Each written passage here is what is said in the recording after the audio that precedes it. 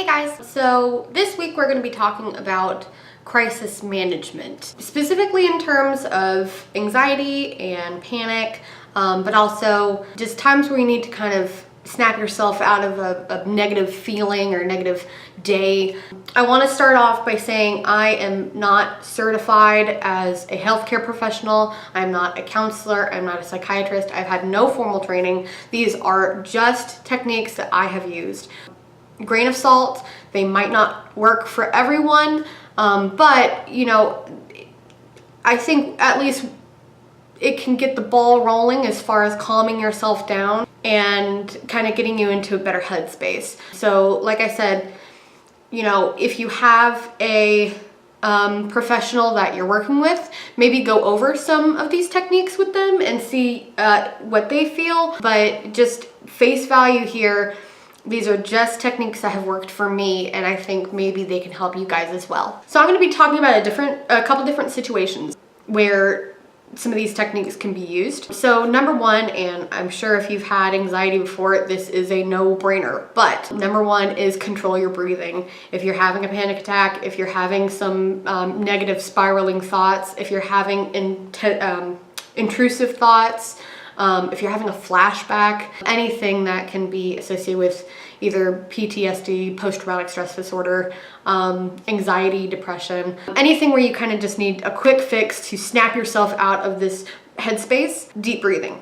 Now, for me personally, I do not like traditional deep breathing where you completely fill your chest and completely empty your chest. I think that can be helpful to kind of distract yourself, but if you do that too long, I find that I actually make myself dizzy.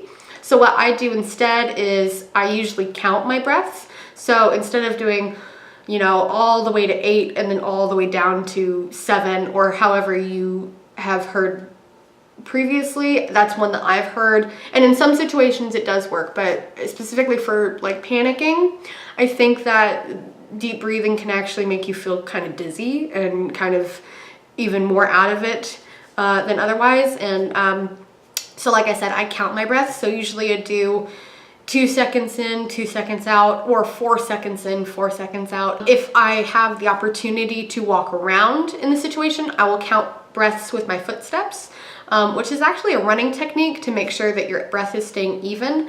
One, it lowers your heart rate that way. And two, it kind of gives you a very basic distraction of what you're doing. So literally like 1, 2, 3, 4 steps will be one breath, and then the next 4 steps will be the exhale. I wouldn't recommend, my point being, is I wouldn't recommend going too far into your breath because as I've experienced, it can make you kind of dizzy. For some people it probably works, but if you have trouble with deep breathing and it makes you feel worse than when you started, try just counting your breath and making it something that would be closer to normal breathing is my point here. Get as much of a normal breath as you can, and also counting your breath seems to help distract you and kind of pull you away from that panic. The second technique I use is called grounding, and I think that is the professional term for it. I heard it a long time ago, but basically it's where if I'm having a panic attack or I'm having a thought loop that I'm having trouble snapping out of, I ask myself very basic questions, or even have someone that I've informed of prior that will be with me and instruct them to kind of guide me along with grounding. So basically what happens is I'll, start to feel a panic attack coming on, and I'll ask myself very basic questions. What's my name? What's my middle name? What's the city I'm in? What car am I driving? What's the color of that flower over there? How many lights are on in this room? Just very, very basic, easy questions. And it can literally be like, how many fingers do I have? And count them. And then it can be kind of more complex. Like I'll think of things that take a little bit more thought. Like, what's the most beautiful thing in this room? Something with quality. How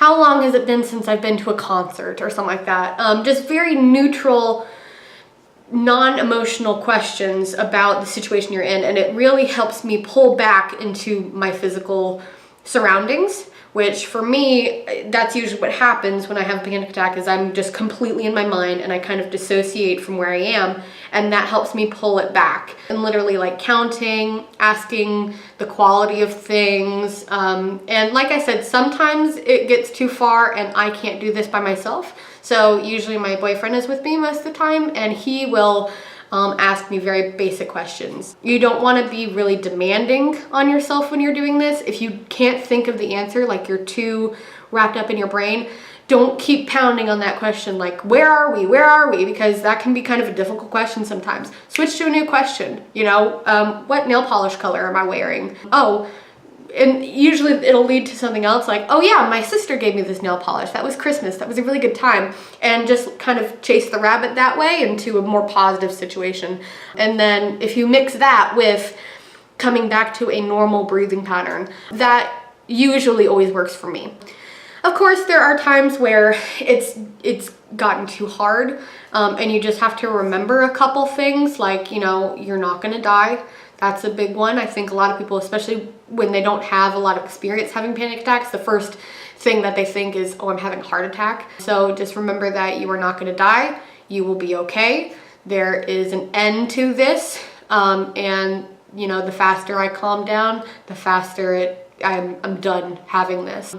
And you know, any of these techniques can take practice, and they also don't work every time. But for me, especially the grounding thing and asking myself really basic questions because of how I dissociate, that tends to really help me out. Let's take it to a different scenario where maybe we're not having a panic attack, but we're just having a really crappy day, or we're disappointed in ourselves.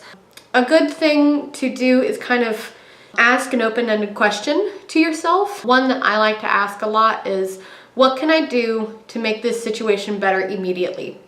And my answer has to be a positive one. It can't be like, oh, I can, you know, hurt myself in some way. You know, I can write a nasty letter to her. It has to be something kind of positive and something very personal. So most of the time, my answer is I can take a sip of water. Something literally as basic as that. I can take a deep breath. You know, if it's something where you're feeling a little bit more control over the situation, but you're still trying to break out of that negative headspace, it can be something like, I can write down what I'm grateful for. I can, you know, call a friend. I can take some time for myself. I can paint my nails. I can play with makeup. Just something that is special to you that can make the situation just a little bit better. Even if it seems silly, I can sing a song, something like that. Which brings me to my next point. Another thing I like to use with panic or just having a bad day in general is I have an emergency song or a mix of emergency songs. And they're always very either upbeat and positive songs, or they're songs that calm me down. The one I usually go to, and it's not even a song I necessarily like, but it always kind of puts me in a better space, is Don't Worry, Be Happy. It's a very like positive, like neutral beat. It's not very excited, it's not very slow, it's just a nice, like, you know, normal beat. And the lyrics are, you know, for the most part very uplifting and very, like, you know, just very mellow.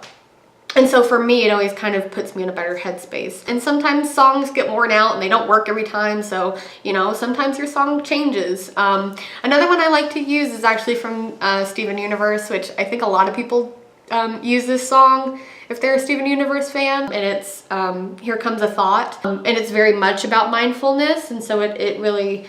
and the melody is very soft and uplifting, and so yeah, I usually rotate my songs a little bit, but I always have an emergency song either saved on my playlist, or it's just something I remember to sing to myself whenever I need to snap myself out of a bad headspace. If you are experiencing something like you're in an argument and you feel like you're being belittled, maybe it's with your parents and you feel like you can't get a word in edgewise, and it's not a situation where you can necessarily walk away from immediately. If you are in a situation where you have to talk or defend yourself or speak up for yourself, sometimes it's hard to do that because we take it very personally, especially if it's someone we care about. You know, having a negative conversation with your boyfriend, or with your parents, as I said a second ago.